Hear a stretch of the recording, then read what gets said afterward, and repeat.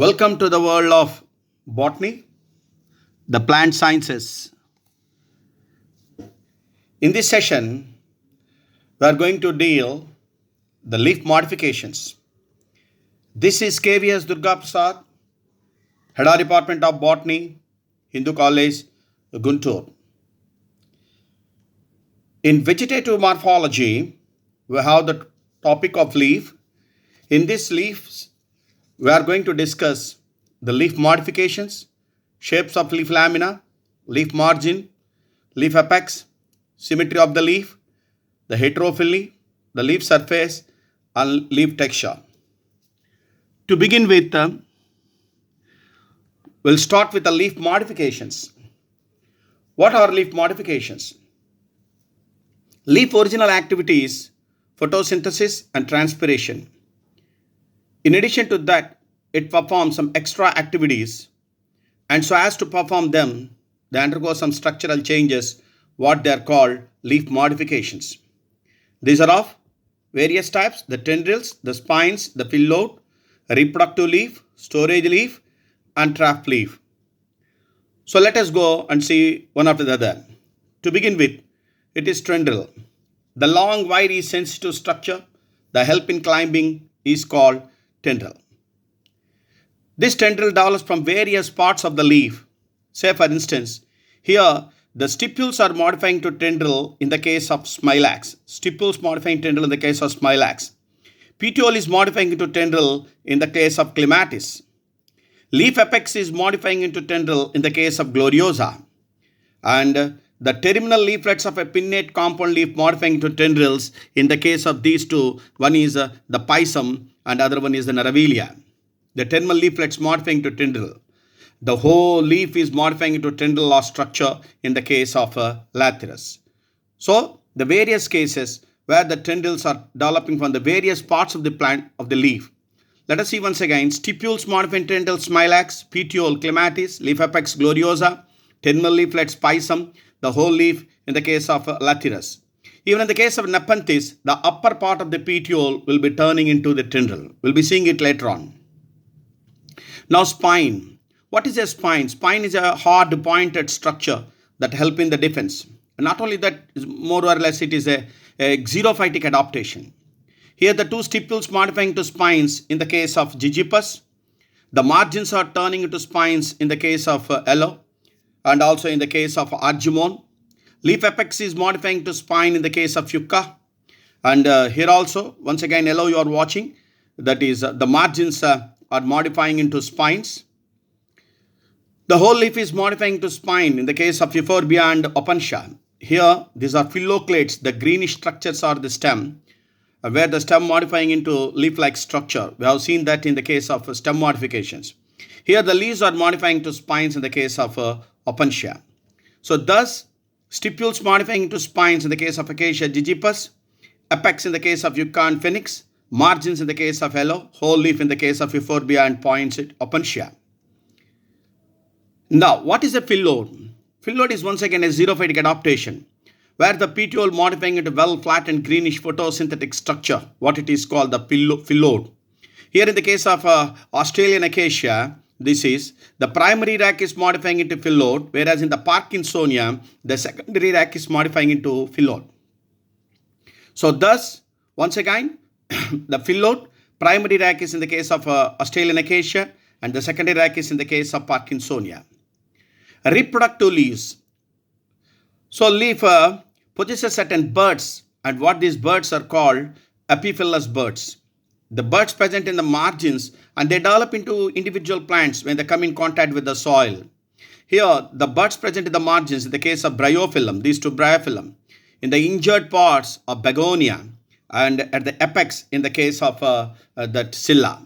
Once again, so the reproductive leaves, where the leaf possesses the epiphyllous buds and help in the vegetative reproduction.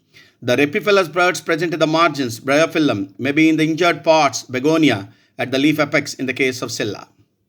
Storage leaves. Sometimes the leaf help in the storage of food materials in the form of mucilaginous material, aloe, and what such leaves are called succulent leaves also. And in the case of yellow and bryophyllum, the leaves are storage leaves. Here comes an interesting case. the trap leaves or the insectivorous plants or the carnivorous plants. Plant never be carnivorous. Plant is an autotroph. In some cases, these plants will be growing in the nitrogen deficiency areas, and so as to compensate the nitrogen content, they depend on the insects. So as to capture this insect, the leaves modifying into specialized devices, and what these are called the trap leaves. There are various shapes and various structures. Here we are watching. This is Nepenthes, where this is the petiole, the lower part of the petiole. The upper part of the petiole is a tendril structure, and the leaf apex turning into a pitcher-like structure. It is otherwise called pitcher plant, and there is a rim, there is a lid, immovable lid, and when the insect alights and it falls into this pitcher where it will be killed and digested, inside certain proteolytic enzymes are present to kill these insects. This is Nepenthes, the pitcher plant. This is a spatulate leaf, spoon-shaped leaf. The tentacles are there, and the insect get attracted with the sundew appearance droplets, the mucilaginous content.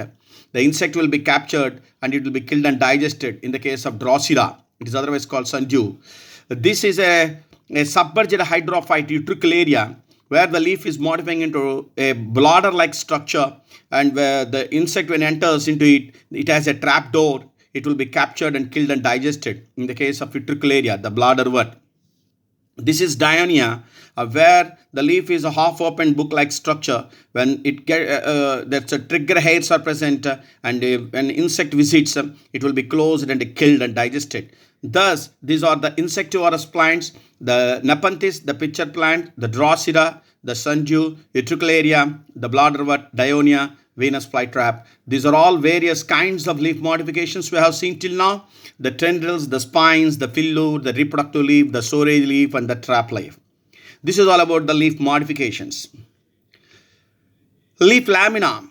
The leaves of various plants are of different shapes, and here we are watching different shapes of leaves, and where the shapes may be of that is a cylindrical, maybe acicular, maybe linear, maybe lanceolate, maybe ovate, maybe ovate, maybe cordate, obcordate, spatulate, reniform, sagittate, so on. This is a lyrate leaf. This is brassica. You can see lyrate leaf. Ovate in the case of hibiscus. Abovate in the case of terminalia.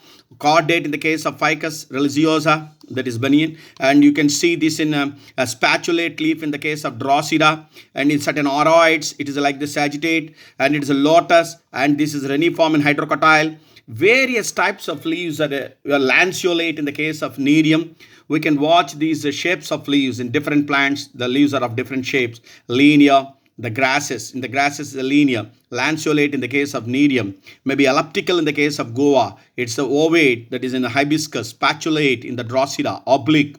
Oblong, the leaf is more or less rectangular in appearance in the case of banana.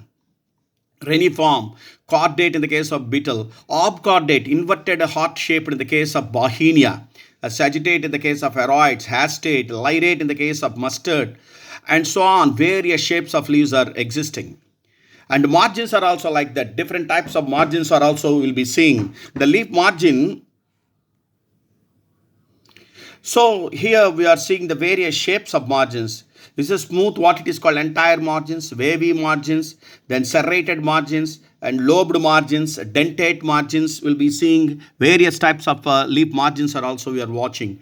I repeat, entire in the case of cedium, dentate in the case of the China rose, undulate, that means wavy in the case of Polyalthia, crenate, and spinous margins are also there in the case of argemone. So different types of leaf margins you are watching. In the similar way, we are having the different types of leaf apex. The leaf apex is sharp enough sometimes, as you could see in the case of hibiscus. It is called acute. It is a blunt. It is called obtuse. And then maybe a different type. This is a hairy-like structure. It is called cirrhose. So different types of leaf apex are seen in the various types of leaves. It's acute in the mango, acuminate in the case of ficus members, obtuse in the case of banyan, and truncate, mucoronate, retuse, cirrhose, apiculate. These are all various types of leaf apices we could see in the different types of plants. Symmetry of the leaf is of three kinds. In some cases, usually in the case of dicot, The leaf surface, upper surface and lower surface is differentiated, and both external and internally. Such a leaf is said to be called dorsiventral leaf. Upper and lower surfaces appear one and the same, and what it is called isobilateral leaf. Sometimes the leaves are cylindrical, as in the case of onion, hence they are said to be called centric leaves. I repeat, dorsiventral leaf, dicot leaf, isobilateral leaf, monocot leaf, centric leaf in the case of Allium. Then, heterophyly. Usually only one kind of leaf is seen on the stem. Here more than one type of leaf is seen. Hence such condition is said to be called heterophyly. This is of the three kinds: environmental heterophyly, developmental heterophyly, and this is two structural heterophyly. What does it mean? Environmental heterophyly means here you are watching the limnophylla. The plant is amphibious form. Certain portion of the plant is buried in the is present in the water, where the leaves are dissected like root-like structures. But whereas the aerial leaves are a photosynthetic, a greenish flat structure. Hence, this is said to be called environmental heterophyly. Best example is limnophylla, heterophylla. This is developmental heterophyly. This is Australian acacia, where the young leaf is a bipinnate compound leaf. Gradually, this primary rachis turns into like this structure. So the same plant will be having all the three types of leaves. Hence, it is said to be called developmental heterophyly, and we can quote even Dolichos also. In the case of jackfruit, the same plant will be having the different types of leaves, and hence it is said to be called structural heterophyly or habitual heterophyly. We can quote even the Selaginella also. This is environmental heterophyly, limnophylla, developmental heterophyly, acacia, dolichos, structural heterophyly, Atrocarpus and Selaginella. Yes, surface of the leaf may be very smooth and shining in the case of certain members of Ficus elastica and all that. And what that condition is said to be called glabrous. Maybe just smooth, and it is called glaucous. Or maybe some hairs are there, and certain Malvacean members and all that, and what it is said to be called pubescent or hairy. So surface of the leaf may be smooth and shining, glabrous, and smooth, just glaucous, and having hairs. And sometimes some hair rough structure is present, it's called scabrous. These are all various terms to be used for describing the surface of the leaf. And also the texture of the leaf. Say for instance the hibiscus or piper, the leaf is very thin and what it is called membranous, or otherwise called herbaceous. In the case of ficus members or calotropis, the leaf is very much thick. Hence the word to be used is coriaceous, leathery in nature. Leathery in nature, coriaceous means.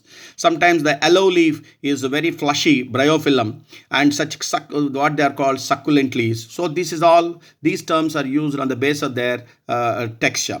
So that is about the various aspects we have discussed in this session about the leaf modifications, then the shapes of leaf lamina, leaf margins, leaf apices, then symmetry of the leaf, heterophyly, leaf surface, leaf texture. We have seen all these conditions in the case of the leaf. So this is KVS Durga Prasad. I hope you have enjoyed this topic. Head of Department of Botany, Hindu College, Guntur. Thank you.